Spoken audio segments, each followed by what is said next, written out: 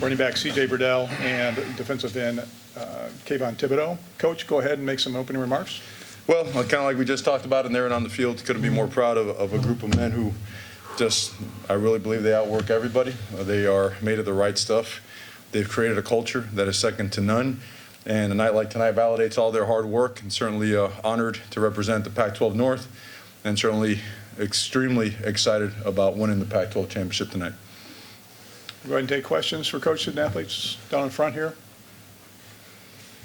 Coach, no one's been able to run on Utah all year long, yet today you guys put up 239 yards on the ground against them. What were the keys to making that happen today?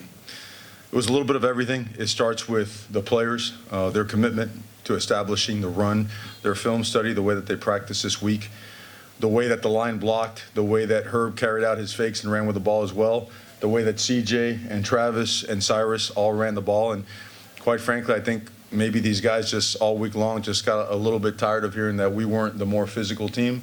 And, you know, it gives you a little bit of an edge. But it was all us. It was all, you know, these guys, these players, they made up their mind that they were going to establish the line of scrimmage, and they did.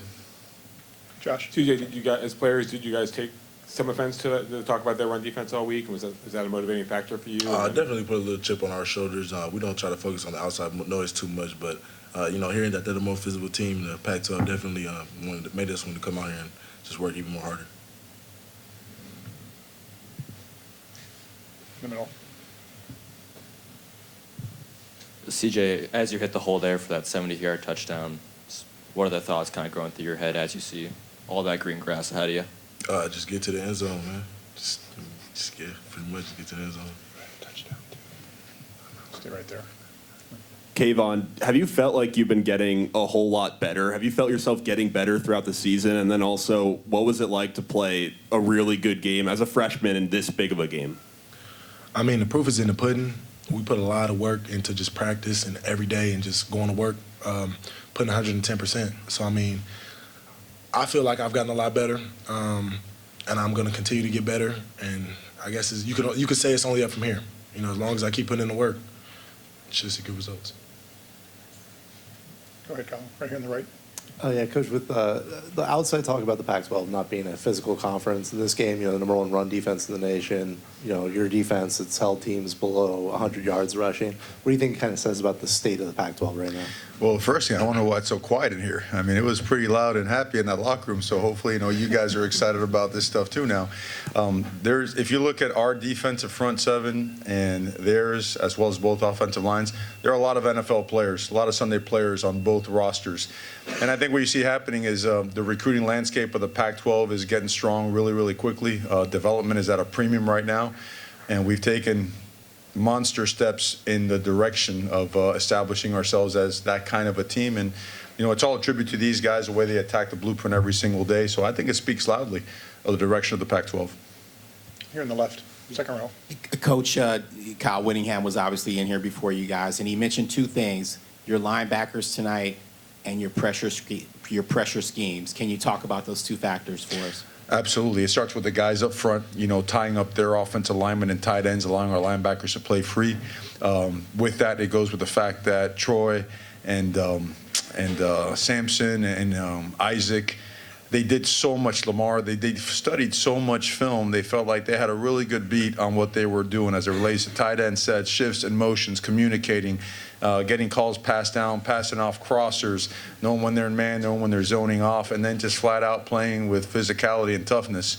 So tremendous job by them, just putting in time, grinding at it, and it showed up on the field tonight. In the back. Coach, congrats on the win. Thank you. You guys were you held Utah on third down 4-14. Can you just talk about how suffocating the defense was tonight? The defense was off the charts. I also saw that they had 0 red zone scoring chances, if that is accurate as well. So when you look at those numbers right there, total offensive plays, total offensive yards, you look at a defense that was just committed to being a dominant force tonight. They did it in the run game. They did it in the pass game. You know, they made a couple of plays as well, and credit to them because that's a really good football team. But the way our defense played tonight, the way they flew to the football, took on blockers, struck blockers, shed blocks, I can't say enough about them. They certainly were such a huge factor in the game. Coach, Brady Breeze was obviously all over the field tonight, whether it was making tackles or grabbing that interception. Can you just talk about, one, how much better he's been getting throughout the year, and then also just how important it was that he set the tone early for this win? Well, you knew they were going to line up in 2 and 3 tights, that they were going to, again, shift in motion, try to get downhill with power, counter, inside zone, outside zone, split zone. So your safeties are going to have to play big, right? They run the alleys for you. They're the support players. Brady just did a great job getting downhill when he had to. Also did a good job playing out there center field when he had to make that interception, and just play with great eye discipline tonight and physicality, and it certainly made a big difference. All right, Warren. Coach, I'm happy for you. Hey, I love it, and we got some more juice in the room. Good. Hey, Let's go. How's your headset, and what happened on that play to cause you to throw it? Did I throw a headset? And I'm curious, in your game plan, did you want Justin to run? Did you think that was was that a good plan? An obviously good plan. The last one, I'm sorry, the last question. The headset Justin- was that I just felt that the play was being held to the point where now we lost an advantage, and that we were going to have to burn a timeout. So I shouldn't do that to the headset. The headset had nothing to do with it. But the other question, I'm sorry, I didn't hear it. Justin running the ball, was that key in Yes, your offense? It was. We made that decision. You know, we haven't run him much this year, but there's a reason he's been upright all year, and we've won, you know, worked our way and then won the conference championship. We've never had to play without our quarterback. But tonight, the way that they play cover one, man coverage, they squeeze the ends, they press your wide receivers. Justin was going to have to use his feet to make some plays, and he was outstanding. All right, if you guys had played Justin's played an easier opponent than Auburn in your opener, you guys might be in the playoff talk right now. Is that a flaw in the system, or how do you do that? System, you know, I don't know if I'll get in trouble in talking about systems, but I think there has to be a lot of weight placed on winning your conference. You can go through your conference and win your conference, especially in one where you play 9 conference games like we do. That has to and needs to carry a lot of weight going forward, because look, these guys will tell you they want to play the best teams in the country all the time, and there's no way that we're going to go away from that mentality to try to schedule down to appease, you know, whatever. I guess I should stop there before I get myself in trouble, right? Look, these guys, they deserve to find out how good they are by playing against the best, so we're going to keep doing that. Right here on the right. Coach, to win this game today, you had to win in the trenches, both sides of the ball, and you did. Do you feel that that is a Mario Cristobal stamp you are putting on this team, the physicality that we're seeing out of it? It's their stamp. I refuse to. I have zero credit in this thing. This is all about the players. This is all about the way that they work, the way that they grind, and the way that they learn and develop. I mean, these guys have learned a lot about themselves as a team, as a family, and that's the secret sauce. The blueprint is there. We put it down, but they're the ones that attack. And if you attack it a certain way, you get results like this, and that's what's transpiring. And that's where all the credit needs to go. You know, it's them. Okay, go right here in the middle. Coach, this senior class was 4-8 their freshman year, and now they've got a conference championship. How great for the program does that feel? It's validation. It's validation for all that they've done. I don't know if anyone here has been through a 4-8 season. I've been through one of those, and it's about as horrible and as miserable as it gets. And it causes some people to break down, some people to quit, some people to leave, and then there's a core that just puts their foot in the ground and says, we're going to change things. And they had to change things in the midst of change, right? Because there were coaching changes, right? There was all kinds of staff turnover. That is a special group of men to be able to do that.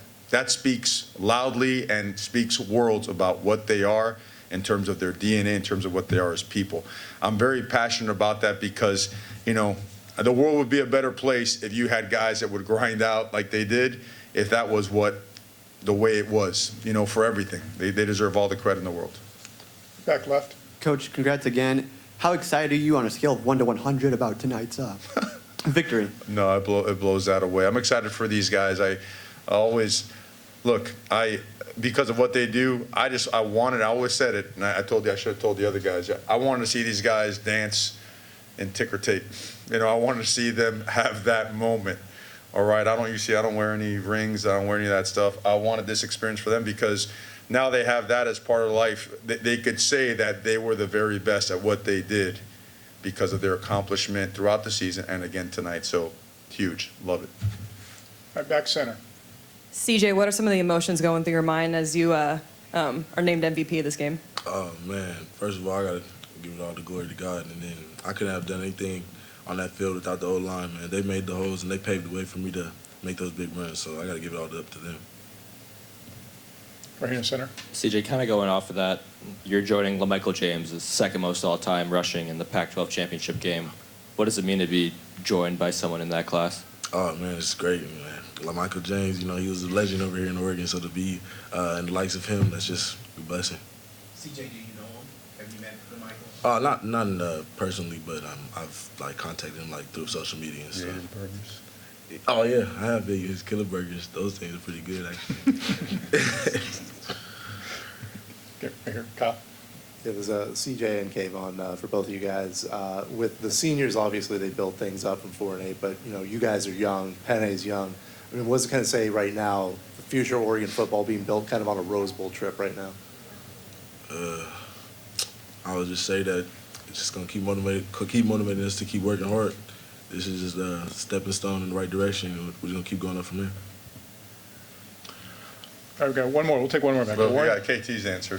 Oh, sorry. I forgot the question. You can go ahead. Yeah, I mean, like, as far as you guys were the sort of underclassmen, this is kind of a block out for Yeah, I think we made it a point to let our seniors go out with a bang, and we all kind of just bought into.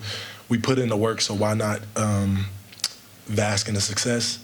And I don't see any decline. I don't see anybody that wants to quit. Everybody wants to live up and fill the shoes. So, yeah. All right, now the last one. Go ahead, Warren. Coach, I'd like to get all three of you to talk about this.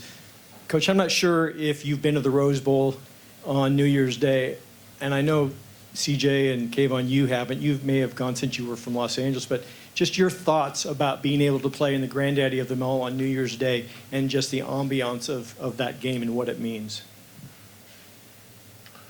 For me, it just sounds like another Tuesday.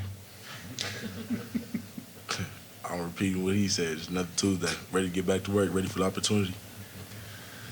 These guys are going to get some time off because they need it and they deserve it. It is a tremendous honor. It is absolutely. I've never been to the Rose Bowl before, watched it, know the pageantry and everything that goes with it. It is as big as a stage as there is in college football, and the best part about it is that these guys and their teammates have earned it 100%. It was not given to them. All right, very good. Thank you, All right, Coach. thanks, guys. Go Ducks. Yes, sir.